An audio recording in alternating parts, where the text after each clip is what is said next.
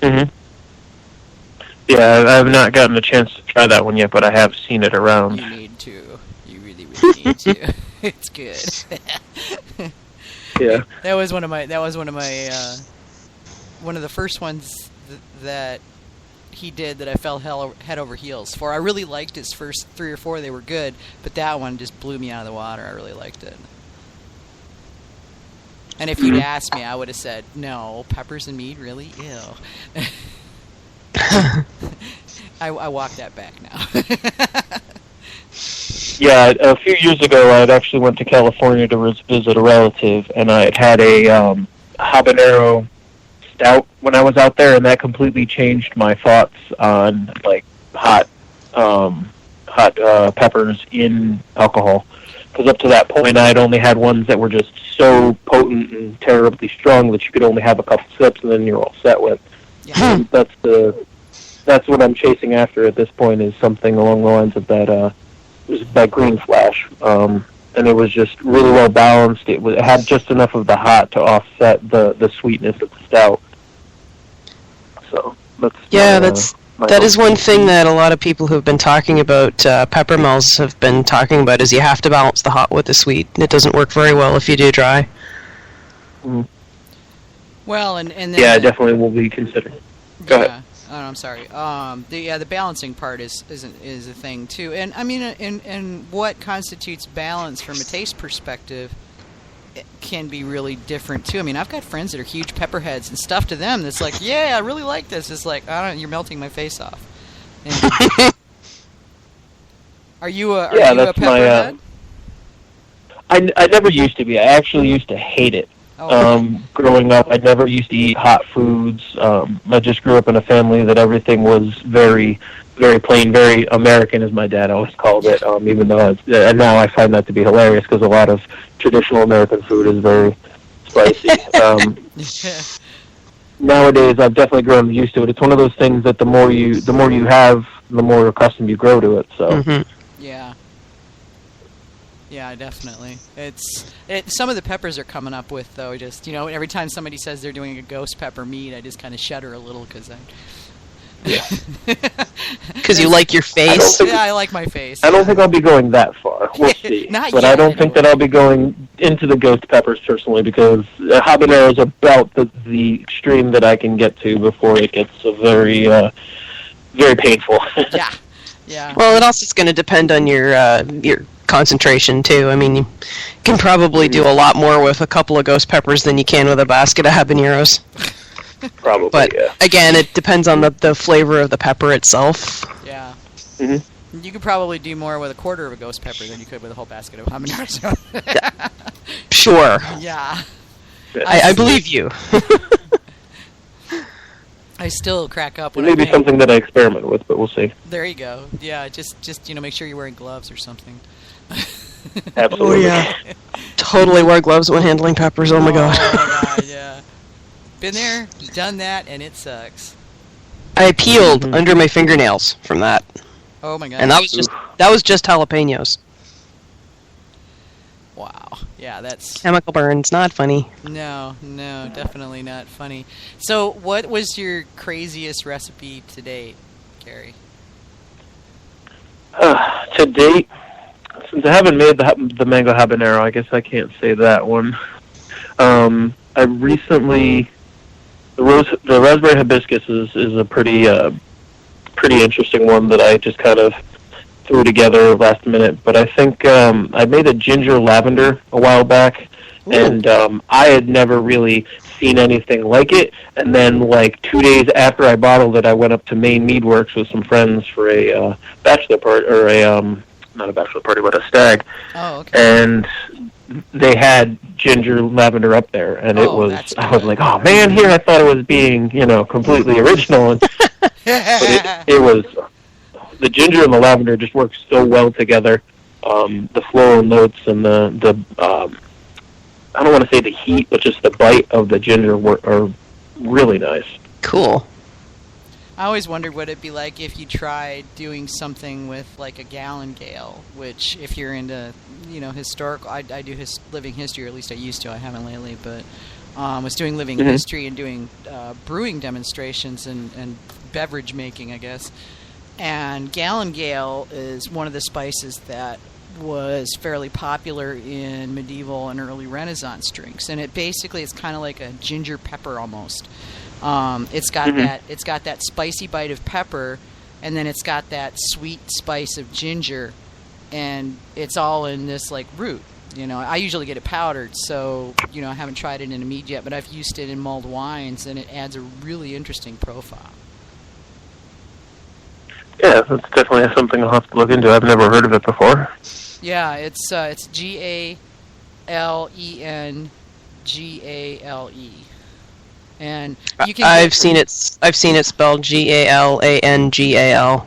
Yeah, I've seen it spelled that way too. You can get it at Penzeys. That's where I get mine for powdered, but I haven't. I'm guessing you could probably find the root itself in ethnic markets, and I want to say that Mediterranean markets and possibly Indian markets would carry it. I'll have to look into those. We do have some Indian markets in my area, so I'll have to look at in there. Yeah, I think that'd probably be your best bet, would be the Indian markets, because I'm thinking that was where it came from back, in Renaissance era times, because it was easier to come by than ginger, apparently.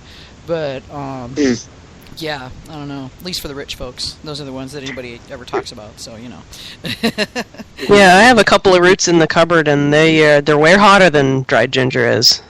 Yeah, they are. They're, you don't need as much, but it's different than ginger, and it's different than pepper, but has elements of the both of them, which I think is really interesting.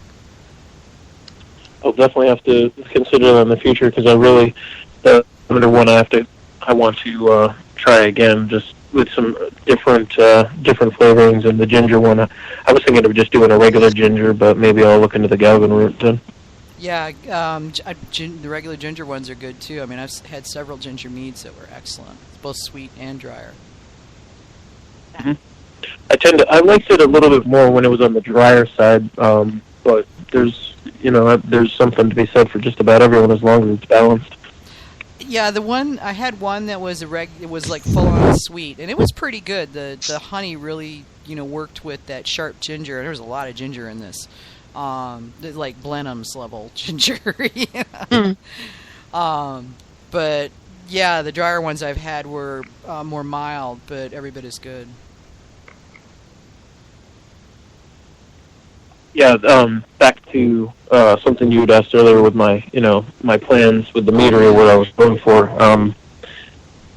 Something else that came to my mind I was thinking of is I really wanted to have, eventually once I can have, I'm going to start out with just simple things that people are used to, just because in my area, mead is not very well known, so I want to try with the more approachable stuff before I branch out into all the crazy, ginger habanero, all these different blends. But my end goal is to have have something for all tastes, and to have a spicy mead, to have a sour mead, to have a smoky mead, and just everything that I can really hit as far as the taste buds go, because that's really what I enjoy, is to try different meads and to think of what I can drink them with, what I can pair them with.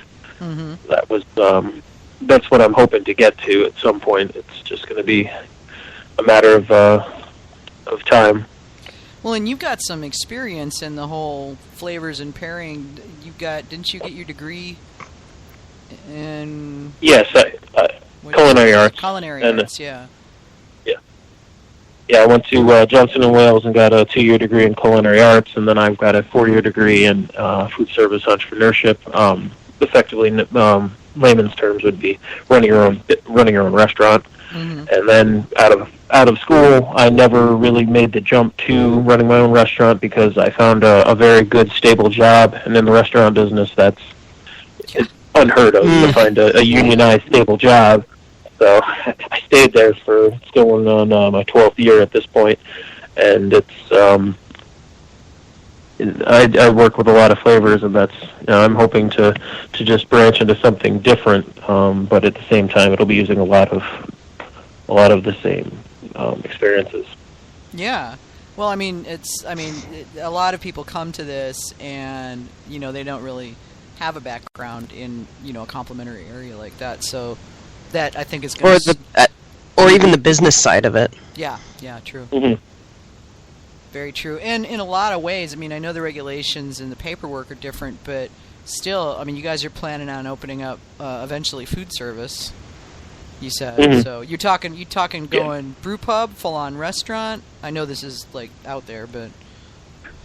We're not really sure. It's going to depend on what we have the demand for and what we have, because I don't want to take on the restaurant in full myself. I will definitely help out and be there, but I want my time, my day-to-day to be mostly filled with the meadery, so I don't want to be worried about running the restaurant and, developing the menus. I'm hoping that we can find somebody with the same vision that we have, and to move forward with that. We'll see what it'll end up being, but we do definitely want to keep it on the simple side, just maybe 5 or 10 items that are done very well, versus the sprawling menus of, a lot of places you go into and you got 5.5 pages, and everybody ends up getting the same 6 things. Yeah, I've noticed there's a trend towards that, at least in the good restaurants in this area, is to not have those books that, while pretty, do make it harder to choose. So yeah. Do a few things and do them well, right? Yeah. Exactly. Yeah. I really like that. I guess this is probably a good time to ask, what are your thoughts on mead and food pairings? Yeah. While I'm fairly new to the subject, I actually worked a little bit with somebody that I met in the mead group about 4 or 5 months ago. I'm going to butcher her name. I know her first name is Chrissy, and then the last name I think begins with a Z. Yeah, she's yes, the Art of I was going to Mead butcher that comes so out badly. in April, March. Yes. Yeah. She had, it was something that hadn't really clicked, even with talking about the restaurant. And I had seen something, and I had talked to her a little bit. And since then, I've definitely been working more with, every time I'm making the mead, I'm thinking about what I can pair it with, what it'd go, what I'd really like to eat with that, or what it reminds me of.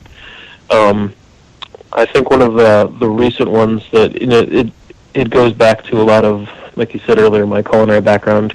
I made an apple cider, and then I realized that it would go phenomenally with pretty much anything in the pig family, anything pork, pork roast, pork chops, something along those lines. So that night, I ended up just making myself a couple pork chops with some onions and some sauteed onions, and it was phenomenal.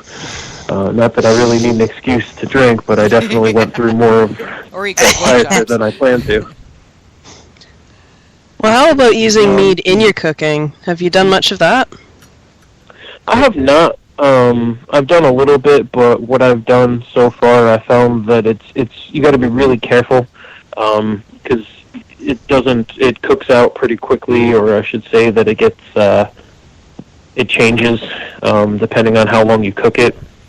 So the few times that I'd used it, I had actually cooked too much of it, so I lost a lot of the flavor. But it's definitely something that I've been working to. At the same time, I'll pour some into whatever I'm making, but then I end up pouring some into my cups. So. Well, yeah, that's the Cajun guy who turned out not to be Cajun that did all those cookbooks. And he would go. Yeah, I can't think of it. I've got 3 of his cookbooks. Can't I think of his name? No. I know. I even know who you're talking about. Yeah. Because in the end, it was like he was uncovered as actually being from like New Jersey. He wasn't Cajun. Yeah. Yeah. Oh man. Yeah, and but the guy. But do you remember I can't think of his name. Did you ever see any of his shows? Okay, He's the one that was always talking about onion, huh? Yeah, onions. Yeah, he'd go put a little wine in there, put a little wine in me, a little more wine in there, a little more wine in me. He'd pour a little in the pan, and then he'd pour like a full glass and be drinking that while he talked. It was hilarious. Julia Child did much the same thing. He might have gotten it from her because she would always say a little for the chicken and then a little for me, and she would be doing the same thing, pouring herself back and forth. So I guess I'll just have to in the future make sure I have Justin plenty. Wilson is the guy's name. Yeah, Justin Wilson is his name, and I can't remember. He had a moniker.